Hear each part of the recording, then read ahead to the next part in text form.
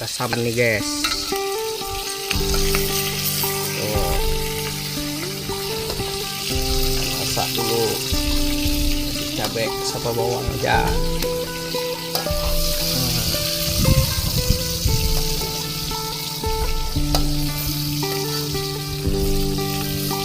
Bekasannya bagus guys. Mereka bikinnya nggak pakai nasi. Oleh cara orang bikinnya nih guys. Jadi guys, kasam sedap guys.